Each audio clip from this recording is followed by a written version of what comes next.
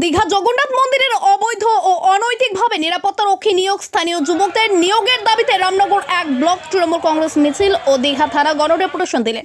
হিটকো থেকে PWD SP কেউ এই টেন্ডার কে বা কারা করেছে জানেন না বললেন, তাই এই এজেন্সির সমস্ত কাগজপত্র বৈধতা আছে কিনা দাবি করেন। এদিকে রামনগর এক পঞ্চায়েত সমিতির সভাপতি নিতাই চরণ স্যার দাবি করেন রাতের অন্ধকারে বহিরাগতদের টাকা নিয়ে নিয়োগ করেছেন। এটা কেউ বিরোধীদের চক্রান্ত বলে মনে করছেন। মাননীয় মুখ্যমন্ত্রী শ্রীমতী মমতা বন্দ্যোপাধ্যায় স্বপ্নের জগন্নাথ মন্দিরের কালিমাপ্ত করার জন্যই এই পরিকল্পনা করছে। তিনি আরও বলেন, স্বচ্ছতার সঙ্গে নিয়োগ হলে সবার সুবিধা হবে এবং স্থানীয় যুবকদের সুযোগ দিতে হবে। এবং কোনো এক গেস্ট হাউসে নিয়োগের জন্য মোটা টাকা নিয়ে নিয়োগ করা হচ্ছিল। 3 জনকে চিহ্নিত করা হয়েছে এবং তাদের নাম এবং তাদের নামে এফআইআর করা হয় এবং পুলিশ প্রশাসনকে নিয়ে ঘন ডেপুটেশনের কপি জমা দেওয়া হয়। প্রশাসন গ্রহণ করেন। এই বিক্ষোভ মিছিলে নেতৃত্বে ছিলেন রামনগর এক পঞ্চায়েত সমিতির সভাপতি নিতাই চরণ স্যার,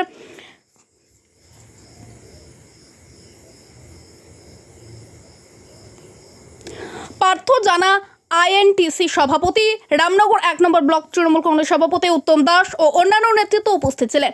দীঘা থেকে মাখন মণ্ডলের রিপোর্ট, আর নিউজ বাংলা।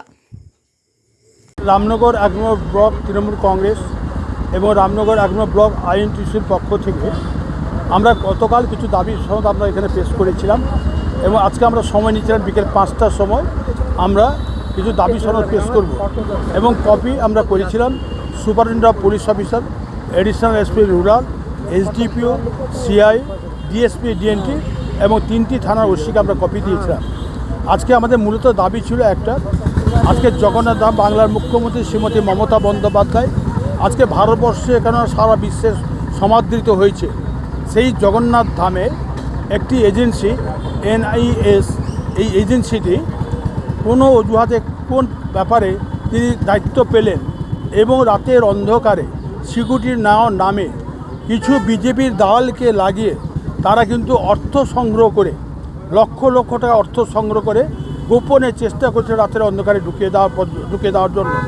কিন্তু সেই প্রতিবাদ আমরা সেই রাত্রে আমরা করেছিলাম। পরবর্তীকালে গত পরশুদিন সেই প্রতিবাদ করা হয় যে এজেন্সি পেয়েছে তার বৈধ কাগজপত্র দেখার এবং সেই টেন্ডারটা কারা করেছেন সেটা আমরা জানতে চাই। আজকে আমরা স্টেটে হিটকোর ভাইস চেয়ারম্যানকে টেলিফোন করে আমাদের বিধায়ক জিজ্ঞেস করেন এই টেন্ডার কে করেছেন কে, তিনি বলেন আমি এখানে টেন্ডার করিনি, এটা এসপি সাহেব হয়তো করেছেন। তিনি আমাদের বিধায়ক এসপি সাহেবকে টেলিফোন করেন, তিনি বলেন আমি এই টেন্ডার করিনি। পরবর্তী তিনি জানান এটা পিডব্লিউডি রোডস করেছে, পিডব্লিউডি রোডস করছে বলছে আমি এই টেন্ডার করিনি, আমি এটা করতে পারি না। এই ধরনের একটা অসাধু কাজকর্ম চলছে, যেটা এর বৈধতা আছে কিনা বা এই টাকাটা লুট হচ্ছে কিনা। আমি মনে করি এই স্বপ্নের জগন্নাথ ধামকে বাংলার মুখ্যমন্ত্রী মমতা বন্দ্যোপাধ্যায়কে বা তৃণমূল কংগ্রেসের কালিমালিপ্ত করার জন্য একটা চক্রান্ত করা হচ্ছে এই জগন্নাথ ধামকে কেন্দ্র করে।